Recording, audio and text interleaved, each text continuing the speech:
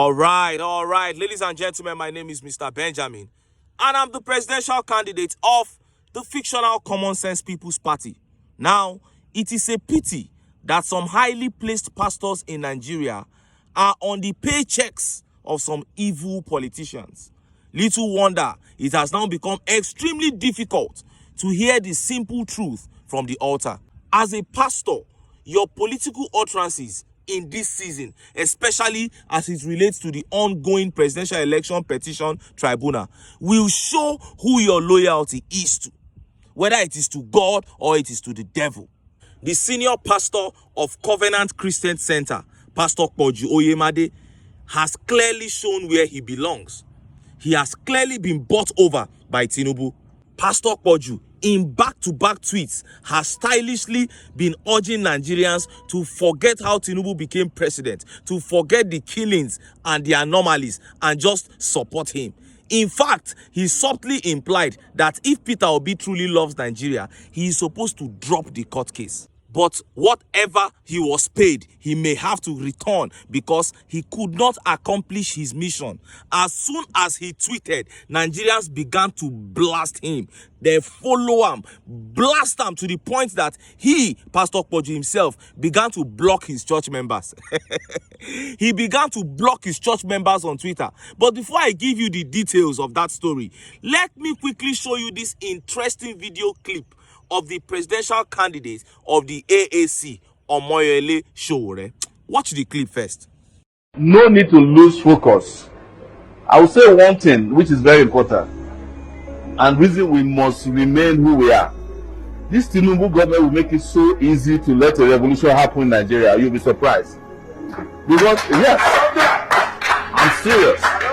Because it's as if it's a blessing in disguise for a revolutionary Nigeria. He will be moving from mistake to mistake to the point that the people will have no option than to join hands and push all of them out. You can go and quote me anywhere. There's all these ones that people are looking around now. They think people are stupid. People are not stupid. People are just watching. One day you put them to the wall and they will push back. Because there is suffering in this country right now. It's not. I think there was even an APC boy, influencer, that I was saying today, that even himself, with all their 2,000 naira data boys, they are suffering. They are not even getting their 2,000 naira because the amount of money they used to pay them to insult people on Twitter is no longer enough to do transportation to go back to where they stay. Even them, they can't buy fuel. They can't afford the kind of life that's been imposed by the Tinubu regime in Nigeria. And the regime is having fun. And this is one of the very few occasions that I agree with Sowore. Nigerians are watching. The people are not fools, and they will soon be pushed to the wall. That is why some of us are singing into the ears of the judiciary to do the right thing. The judiciary better not let the people down. Obi's mandate has to be returned for sanity to be restored in this country. Now, back to the issue of Pastor Koju.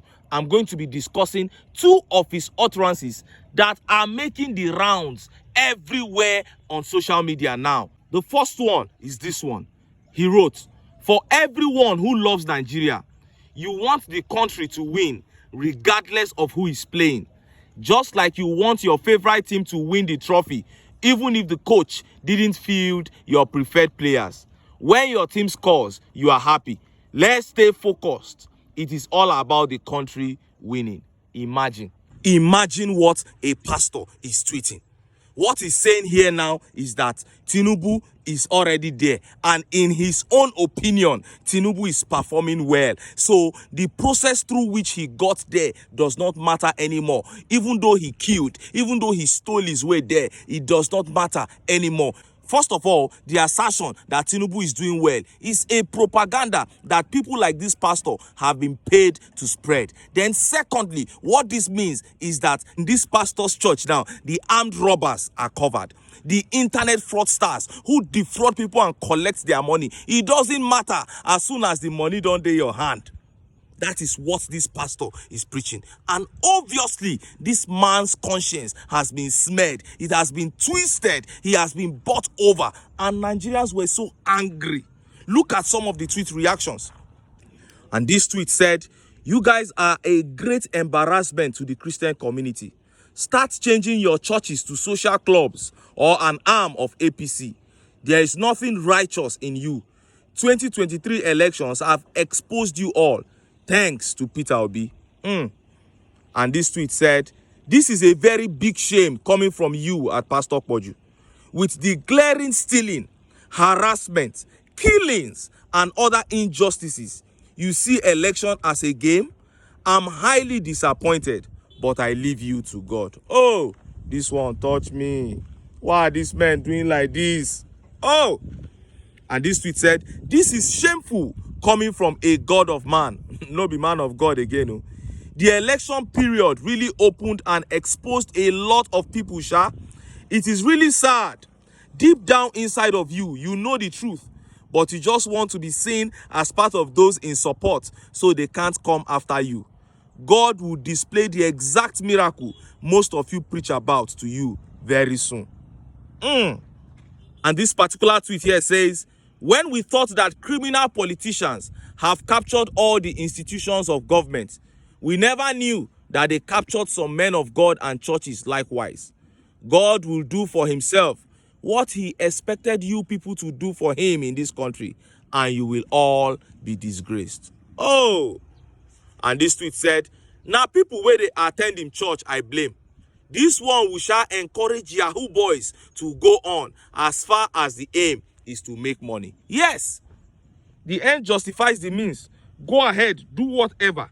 And when the pastor realized that the people did not buy into his trickery, he used football because he felt that people love football. And people refused to buy into the trickery. So he now decided to use another trick, to use a Bible story. Because the money wey dem pay am, if in tricks don't work, Tinubu go tell am say make he return the money. So he now had to use another trickery, a Bible story, to tweet. He called this tweet the Wisdom of Solomon. And it reads, "Solomon in his wisdom wanted to find out who the mother of the child truly was. He had a dilemma, for the two women claimed the child was theirs. Back then, there was no DNA test, so this could only be solved through unusual wisdom. Solomon said to bring out a knife and attempt to kill the baby. Whoever truly owned the baby would rather have the baby live, even if not with her, than to see the child die. There and then, the owner of the baby was revealed. For a true mother will rather see her baby live with another than witness the baby crying in deep pain as she bleeds to death under the slice of a sharp knife." Seller. Now, you heard that tweet. Now, this tweet now make me conclude, say, this man has been bought over for two reasons. Number one, he's telling Peter Obi now that if he truly loves Nigeria, he's supposed to leave his mandate in the hands of Tinubu instead of fighting for it so that Nigeria go get peace. This is Peter Obi who does not have a single thug. This is Peter Obi who has never paid anybody to rig an election. This is Peter Obi who was rigged out and he told his followers not to protest. They said, go to court. He said, of course, I'm already heading to court even before when I talk him. It is Peter Obi that you are now preaching peace to.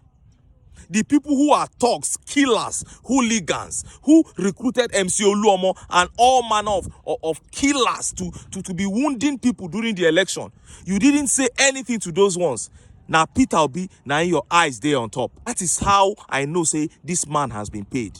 Then secondly, the part of this Solomon story that says that the baby was returned to the original owner. This man refused to emphasize that part. The part that will prove that the mandate should go back to the rightful owner, who is Peter Obi. He refused to emphasize that part. He chose the part that will suit the bidding of his paymasters. And Nigerians were so angry. Look at the brutal tweets now. This one said, why didn't you end the story where it ended? Why cut off the end to push your agenda? Solomon returned the baby to the true mother. He didn't let the imposter keep the baby. Tell your good friend, the drug lord, to return the mandate to the owner if you believe in the story you just told. Yes, you think people are ignorant. Nigerians know the Bible. You can't deceive them. Then this tweet from Gbemisola She said, hello, sir. You don't have Solomon's wisdom because you clearly lack it. Solomon's wisdom is the wisdom of God, and the wisdom of God will not support illegality and try to gaslight those that seek the path of truth. I fear those under your feet listening to you. I'm telling you. How can you be listening to this man? Then this particular tweet said, brother, keep your preaching to your church members. Nobody has protested or caused mayhem in this election cycle except the supporters of your loved one, the criminal president-elect. If you feel compelled, join Pastor Tunde Bakare and stop masquerading under the guise of neutrality. It's clear. Everybody now knows that you are being paid. You have sold your birthright for a plate of pottage. You have sold your calling to politicians. But nothing concerns us. If you like, pack all your family members, give Tinubu, make you use them, do anything where you want to do. That is your own business. Our eyes are on the judiciary, and we are urging them to do the right thing, to save this country from chaos, to save this country from misery, from the present misery, and to save the future of the children yet unborn. And we hope, say, judiciary go do the right thing. But until then, make I still enter town. Make I go get some ogbonge political updates wey una go like. Why? Because of una. Now I dey here. So, don't go.